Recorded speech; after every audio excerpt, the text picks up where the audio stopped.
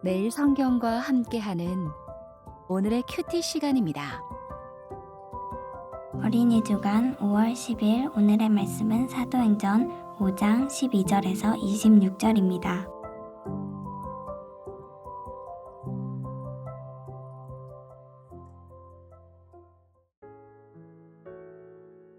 사도들은 백성들 사이에서 많은 표적과 기적을 행했습니다. 믿는 사람들이 솔로몬 행각에 자주 모였습니다. 그들은 백성들에게서 칭찬을 받았습니다. 하지만 사람들은 감히 믿는 사람들의 모임에 끼어들지 못했습니다. 이런 중에도 주님을 믿는 사람들은 점점 더 많아졌습니다. 그리하여 남자나 여자나 믿는 사람의 수가 크게 늘어났습니다. 그러자 사람들은 베드로가 지나갈 때면 병자를 길에 데리고 나와 침대나 자리에 눕혀놓고 베드로의 그림자라도 그들에게 덮이기를 바랐습니다. 예루살렘 주변의 여러 마을에서도 사람들이 몰려들었습니다. 그들은 병자와 악한 귀신에게 시달리는 사람들을 데려왔으며 그들은 모두 고침을 받았습니다. 대제사장과 사두개파에 속한 그의 모든 동료들은 사도들을 향한 시기심이 가득하였습니다. 그들은 사도들을 붙잡아 감옥에 가두었습니다. 그러나 밤중에 주님의 천사가 감옥문을 열고 사도들을 밖으로 데리고 나가며 말했습니다. 너희는 가서 성전에 서서 이 생명의 말씀을 백성들에게 다 전하여라. 사도들은 이 말을 듣고 아침 일찍 성전으로 가서 가르치기 시작하였습니다.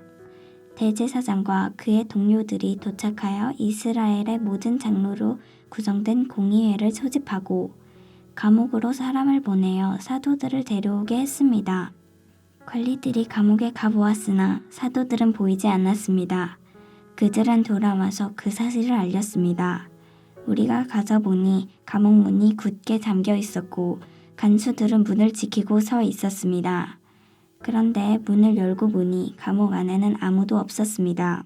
이 말을 듣고 성전 경비대장과 제사장들은 사도들에게 일어난 일로 놀라며 당황했습니다. 바로 그때 어떤 사람이 와서 보십시오, 여러분이 감옥에 가두었던 사람들이 성전들에 서서 백성들을 가르치고 있습니다. 라고 말했습니다. 그러자 성전 경비대장은 그의 부하들을 밖으로 데리고 나가 사도들을 다시 잡아왔습니다. 그러나 그들은 사람들이 자기들에게 돌을 던질까봐 두려워 폭력을 쓰지는 않았습니다. 주님께서 주신 소중하고 복된 날입니다. 오늘도 예수님의 제자와 증인으로 살기 위해 말씀 앞에 나오신 여러분을 환영하고 축복합니다. 오늘 묵상 본문은 사도행전 5장 12절부터 26절까지 말씀입니다. 오늘 본문은 수요일 묵상 본문과 연결되어 있습니다. 베드로와 요한이 석방된 후 교회 공동체는 위협에 굴하지 않고 담대히 복음을 전할 수 있게 해달라고 구하면서 표적과 기사가 예수의 이름으로 이루어지게 해달라고 기도했습니다. 4장 30절 말씀입니다. 손을 내밀어 병을 낫게 하시옵고 표적과 기사가 거룩한 종 예수의 이름으로 이루어지게 하옵소서 하더라. 그 기도의 응답이 바로 5장 12절과 16절 말씀입니다. 먼저 5장 12절 말씀입니다. 사도들의 손을 통하여 민간의 표적과 기사가 많이 일어나매 믿는 사람이 다 마음을 같이하여 솔로몬 행각에 모이고 5장 16절 말씀입니다. 예루살렘 부근의 수많은 사람들도 모여 병든 사람과 더러운 귀신에게 괴로움을 받는 사람을 데리고 나와서 다 나음을 얻으니라. 이 같은 모습은 각양각색의 병자들과 귀신 들린 사람을 고치고 치유하신 예수님의 사역을 떠올리게 합니다. 예수님의 치유 사역이 베드로와 사도들을 통해 지금 계속되고 있는 것입니다. 아나니아와 삽비라의 갑작스런 죽음으로 많은 이들이 매우 놀라고 두려워했지만 사도들의 표적과 기사들을 통해서 믿는 사람들은 더욱 늘어났습니다. 그러자 종교 지도자들은 자신들의 경고를 무시한 사도들에 대한 적대감과 계속해서 늘어나는 신자들에 대한 위기감 때문에 다시 한번 사도들을 붙잡아서 감옥에 가둡니다. 그러나 주의 사자가 감옥에 갇힌 사도들을 감옥에서 끌어내 성전에 가서 복음을 전하라고 명령합니다. 19절과 20절 말씀입니다. 주의 사자가 밤에 옥문을 열고 끌어내어 이르되 가서 성전에 서서 이 생명의 말씀을 다 백성에게 말하라 하매 감옥에서 풀려난 사도들은 즉시 성전으로 가서 새벽부터 생명의 말씀, 복음을 전하고 가르치기 시작했습니다.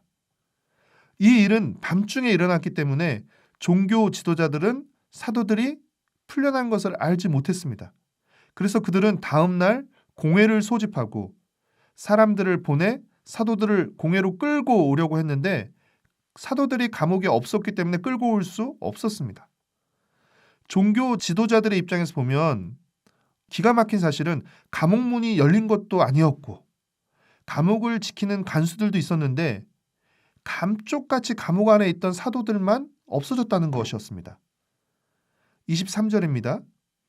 우리가 보니 옥은 든든하게 잠기고 지키는 사람들이 문에 서 있으되 문을 열고 본즉 그 안에는 한 사람도 없더이다 하니 감옥 문은 잠겨 있고 간수들도 그 밖에 있는데 감옥 안이 비어 있는 이 모습도 예수님이 부활하신 후 비어 있는 빈 무덤의 모습을 떠올리게 합니다. 사도들이 어떻게 감옥에서 나왔고 지금 어디에 있는지 우리는 알지만 이 사실을 알지 못하는 종교 지도자들은 매우 답답하고 당황했을 것입니다. 그러던 중 한 사람의 보고로 사라진 사도들의 소식을 듣게 됩니다. 25절 말씀입니다.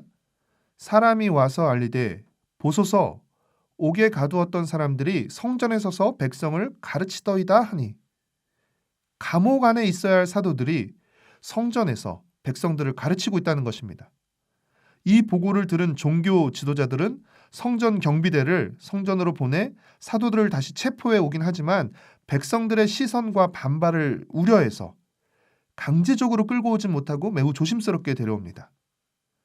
사랑하는 매일성경 가족 여러분, 종교 지도자들은 사도들이 복음을 전하지 못하도록 막기 위해서 체포해 감옥에 가두었지만 하나님은 천사를 통해 감옥에 갇힌 사도들을 풀어주시고 복음을 전하게 하셨습니다.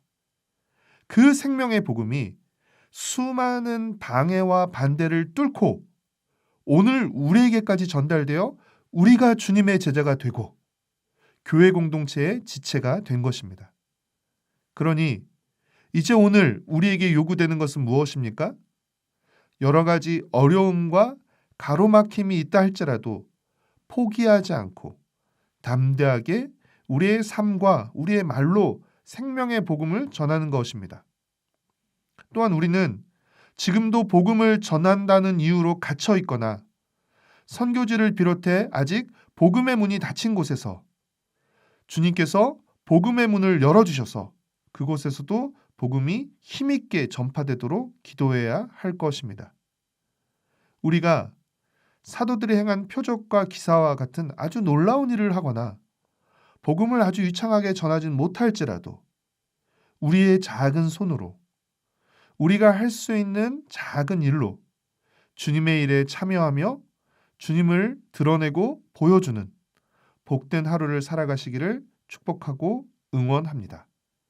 기도하겠습니다. 사랑하는 주님, 주님이 행하셨던 사역들을 사도들과 교회들을 통해 계속 이루어지게 하시니 감사합니다. 비록 작고 연약한 손이지만 주님의 일에 참여하는 손이 되게 하여 주시옵고 특별히 고난과 박해 가운데서 복음을 전하는 주님의 일꾼들을 보호해 주시고 닫힌 문들을 열어주셔서 생명의 복음이 힘있게 전해지게 하여 주시옵소서. 예수님의 이름으로 기도합니다. 아멘.